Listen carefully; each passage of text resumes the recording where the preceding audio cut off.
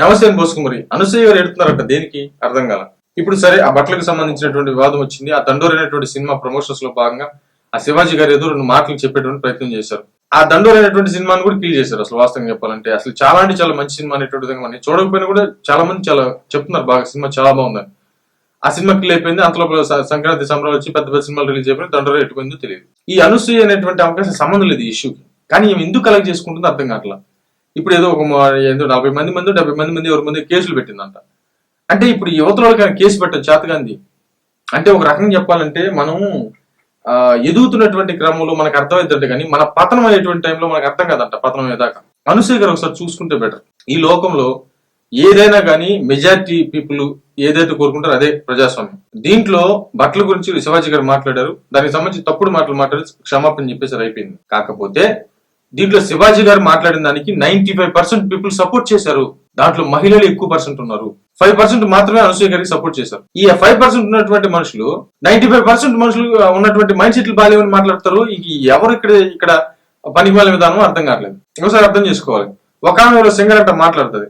ఇంతకు ముందు మన సాంప్రదాయంలో జాకెట్లు కూడా లేవు లేడీస్ అని చెప్పేసి మాట్లాడతారు. అసలు ఆదిమాన కాలంలో బట్టలు లేవు కదండి. మరి అట్లాగా ఇప్పుడు బట్టలు లేకుండా ఎంత బట్టలు తగ్గిస్తే అంత ఆదిమాన కాలం అంటే అది జంతు కాలానికి వెళ్ళిపోతున్నట్ట. మన పూర్వ విధానం చెప్తుంది కదా, మనకి అప్పుడు మైండ్ లేదు, సరిగా సిగ్గు ఏం లేవు, సిగ్గు బిడియం మానం మర్యాద ఏం లేవు. అందుకని ఆదిమాన కాలంలో ఏంటంటే మాంసం పీక్కొని తింటాం. ఆ తర్వాత ఏంటంటే తెలివి పెంచుకొని నాగరికత పెంచుకునే కొద్దీ బట్టలు వచ్చాయి, మిగతా అన్ని వచ్చేసి ఇప్పుడు ఈ స్థితికి వచ్చాం. మళ్ళీ బట్టలు తగ్గిపోతున్నాయి అంటే మరి ఆదిమాన కాలం జంతువుల కాలానికి వెళ్తున్నట్టేగా. మరి ఏం అర్థం కాదు.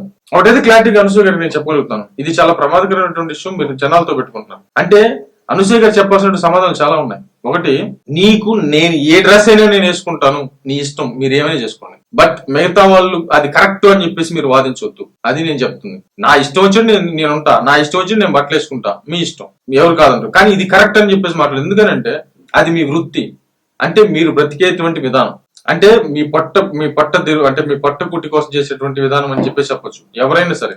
అది పెద్ద స్థాయిని ఎవరైనా సరే. అంటే ఎలా చెప్పొచ్చు, మీ బతుకు తెరువు, దానికోసం మీరు ఎక్స్పోజింగ్ చేసుకుంటారు, ఇంకోటి చేస్తారు, దానికి డబ్బులు వస్తాయి, మీరు చేస్తారు. మీరు ఏదైనా అక్కడికి వెళ్ళి 4 ఫోటోలు తీసి సోషల్ మీడియాలో పెట్టారు అంటే వాటిని చూసి ఇంకొన్ని అవకాశాలు వస్తాయనేటువంటి విధంగా మాత్రం చేస్తారు తప్ప కావాలని ఈ ఆడపిల్లలు కూడా బట్టలు ఇప్పుకొని తిరగదు. ఆ బట్టలు ఇప్పుకున్నటువంటి ఫోటోలు తీసుకెళ్లి పెట్టరు. ఎందుకంటే అలా చేస్తేనే డబ్బులు వస్తాయి కాబట్టి ఆ మైండ్ సెట్ మీకు అట్లా ఫిక్స్ అయిపోయింది. ఏ ఆడదైనా సరే కొంచెం చీర పక్కకి జరిగినా కూడా సిగ్గుపడుతుంది. ఆ సిగ్గు పోయింది. ఎందుకు పోయింది? అట్లా చేస్తేనే డబ్బులు వస్తాయని మీరు మైండ్ ఫిక్స్ అయిపోయింది. ఇక్కడ మైండ్ సెట్లు బాగాలేదు ఎవరికి? ఇప్పుడు అనసూయ గారికి మాట్లాడేటువంటి జనాలకా. కాబట్టి ఇక్కడ అనసూయ గారు నేను వేసుకుంటాను, నా ఇష్టం, ఓకే, అంతవరకు ఓకే, కానీ ఇది కరెక్ట్ అని చెప్పేసి మాట్లాడదు. ఎందుకంటే మీ వృత్తి కోసం మీరు అలా చేస్తేనే మీకు వస్తాయి, డబ్బులు వస్తాయి. మీరు లేదు, మీరు మామూలుగా ఇది ఫ్యాషన్ ఇలాగే చేస్తాను, నాకు ఏం అవసరం లేదని చెప్పేసి చెప్పండి, అప్పుడు కరెక్ట్ అని ఒప్పుకుంటారు. ప్లస్ ఇంకోటి, దీంట్లో సమాజం మీద ఇది ఎంత ప్రభావం పడుతుంది అనేటువంటి విషయాన్ని అవగాహన చేసుకొని మాట్లాడాలి.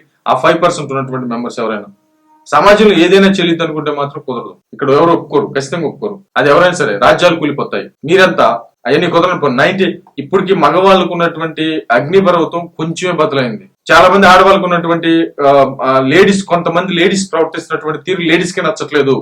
మీకు తెలీదా? మీరు కావాలంటే ఒక లేడీని కలిసి అమ్మో ఆడవాళ్ళు అమ్మో బాగా స్పీడ్ అయిపోయారు, ఇంకా చాలా జనాలను చెప్తున్నారు. వాస్తవంగా చెప్పండి, చాలా మంది గదిస్తుంటారు. మగాళ్ళు కూడా అంతే. మగాళ్ళు ఇప్పుడు కొంచెం మారిపోయారు, చాలా వరకు మారిపోతున్నారు. మరి ఇవన్నీ కూడా ఆడవాళ్ళ గురించి చెప్తున్నారు. మీరు కావాలంటే మీరు ఎంక్వైరీ చేసుకోండి, కనుక్కోండి. కాబట్టి ఇక్కడ లేడీసే సపోర్ట్ చేస్తుంది సాంప్రదాయానికి. మాకు సాంప్రదాయమే కావాలని లేడీసే సపోర్ట్ చేస్తున్నారు. కొంచెం పక్కకు కొంచెం ఏదైనా బట్టలు బాగాలేకపోతే సిగ్గుపడిపోతారు ఆడవాళ్ళు. ఆ సిగ్గు వదిలేసేమంటే అది వృత్తి అంతే. అది ఆ మైండ్ సెట్ నీకు మారిపోయింది, అట్లా మారిపోయింది. ఆ మైండ్ సెట్ నువ్వు సమాజంలో వృత్తానంట.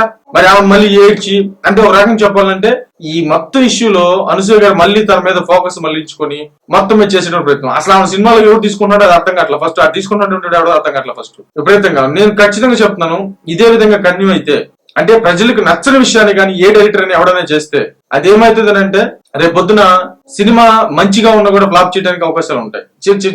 జనానికి చాలా ఆప్షన్స్ ఉన్నాయి. సినిమా థియేటర్కి వెళ్ళి చూడాల్సిన పని లేదు. అనసూయ గారు చేసేటువంటి ప్రవర్తనకి ఆ సినిమా అవకాశాలు ఇస్తే ఆ సినిమాకే దెబ్బ తగలొచ్చు. అది ముందు చూసుకోండి. ముందు ఇది చాలా మంది మాట్లాడుతున్నారు సోషల్ మీడియా వేదిక.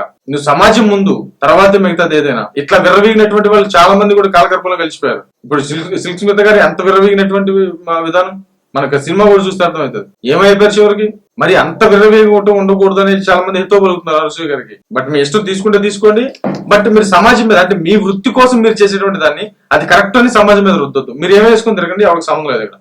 మరేమైతే చూద్దాం.